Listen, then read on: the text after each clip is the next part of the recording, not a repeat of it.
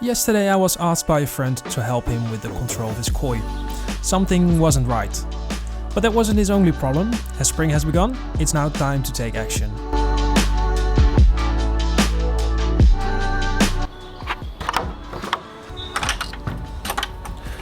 Well, good morning. It's time to do a regular check, feed some koi, and do some fun talk with Martin, a good friend of mine. Today I'm at his pond. It's the beginning of the spring, and it's very important to check your koi after winter time. So that's what we're going to do today. Martin is a professional firefighter, and he was recently injured during a training session. With a pond that needs to be maintained, every bit of help is more than welcome today. So we have some food, not too much. It is springtime here in Holland. You can hear the birds on the background. We don't need to feed them too much now because they are recovering from the winter. They are already eating some pellets over there. So that's quite important because this winter was very bad here in Holland. We had high temperatures. The water here at Martin his pond didn't get lower than 9 degrees. So even though the fish look very healthy, they could have some problems. We don't know. So today we're going to check that with the microscope to see if there are any bacteria or any parasites on the koi at this moment. But as I already told you, the fish look healthy and they are eating. So that's quite a good sign. For many hobbyists, problems started already during the winter due to the high temperatures. Today Martin wants to check the koi from the main pond and the fish from the inner pond, so they can be added soon.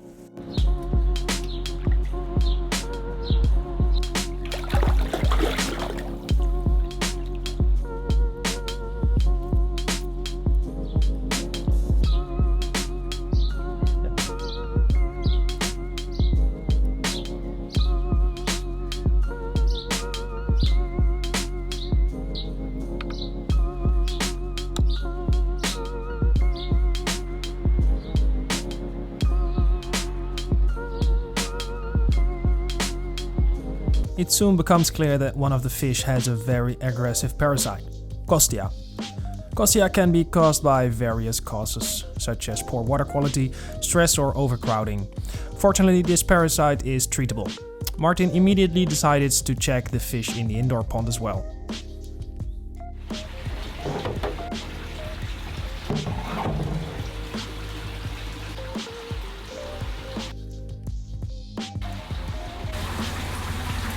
So this is one of the growing facilities. Martin really likes it to grow his own koi. Last year he bought some Matsu kohakus, some Jinrins and some regular kohakus. And today, 1 year later, we're going to check the size. So we're going to check if they are healthy and if they have any health problems or issues.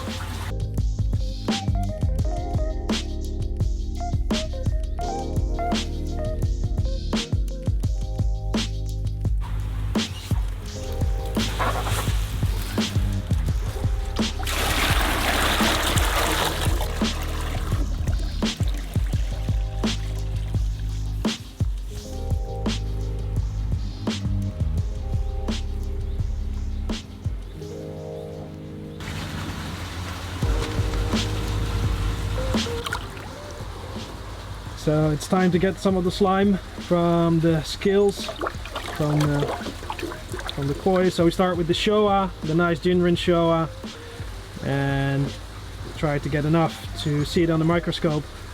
So these koi have been grown inside, but also here it's good to check them if they have any parasites or viruses or anything that could harm them when they are going into the spring or summer period. So that's one. Well, we have enough, right? That's cool. Enough. There he goes. Well, that's the kind of story that I'm helping Martin today. He is injured with his knee. It's very sad because he can't do anything here in home. He can't do anything with his pond, so that's the reason why I'm helping him today. One of the reasons, and also because I want to enjoy some of the great koi. So this is the check from the two koi that we just bought, the Jinrin Showa and the Kohaku. The Matsu Kohaku, that was 34 cm, and I think she's now around 50. So, yeah, for sure. Was a nice growth for the last year. So Martin is now checking if there are any parasites on the koi, and if they are, he probably need to start with some treatment. So it's always good to show you what other hobbyists are doing and It's not always fun. Sometimes we do get some, we do have some problems, and that kind of things happen when you are having a koi pond. Even if you are maintaining it good during the winter time, during the autumn, summer and spring, problems can always occur in any pond. So the right thing to do after that is to treat the koi, treat them well, and get them healthy as soon as possible.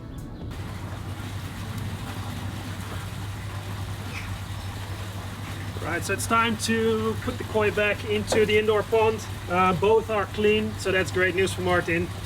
Beside the fact that the other fish in the main pond have some issues, but they will be fixed within a couple of weeks, even when the temperatures are rising a bit more.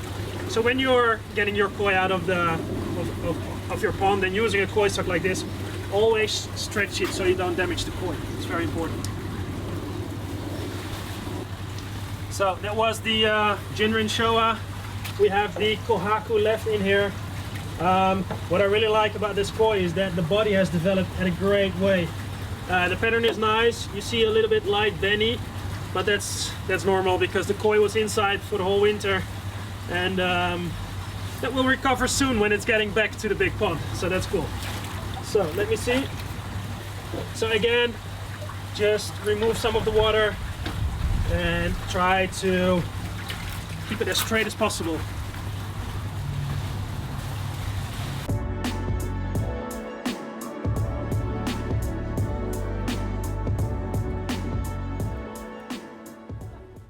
Winter and spring are probably the two most important periods in our hobby.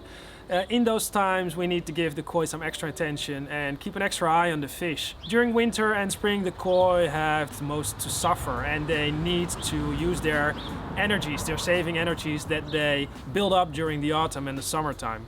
So that's one of the reasons why it's important to get your koi much stronger, feed them a bit extra during the end of the summer and autumn to get them with healthy savings into the winter period. And one of the reasons is that the koi can use that extra energy during the winter time, so they are in a much better condition when the springtime, like now here in Holland, arrives. So of course it depends on where you are living. If you are living in Asia or the United States, you probably have different seasons than we have here. But here in Holland, and I can say in the rest of Europe, it's quite important to check your koi during the springtime. Temperatures at night could be at freezing time, and today, like here, is around 70 degrees. So there's a lot of fluctuation in those temperatures. The koi are very vulnerable for that. So today we gave them a bit of koi food to get them more active. The water temperature here is 11 degrees, but last winter it was around 9 degrees. So we had a very, very warm winter. So the reason why we're filming here today is that Martin wants to add his koi from his inside ponds to his main pond. And that was the reason why we've checked both of the koi. So we checked some of the koi of the main pond and the smaller pond. And as you can see, sometimes problems can occur. But it is something that is normal. A lot of hobbyists will get some problems. If it's not in the first year, probably in the third, fifth, or maybe in the 10th year. Unfortunately, with our hobby, we always have some problems to deal with. So that's why it's important to check your koi at the end of the winter and during the springtime. It gives you some advantage for the rest of the season. And one of the reasons is that when you have to use some medication to treat the parasites or viruses, it will harm your biological filter. So during this time of the year, it's not that active like in summer or autumn times. So that is one of the important reasons to be early with it and check the health of your koi. So if you have any questions about, for example, how to check your koi, if you're not having a microscope, what to do else, leave the comments in the section below and I'm happy to answer them, guys. I hope springtime is also where you're watching from. Springtime is around the corner. We have a great season coming up, so there will be a lot of new videos, new things, and I hope we all can enjoy our healthy fish.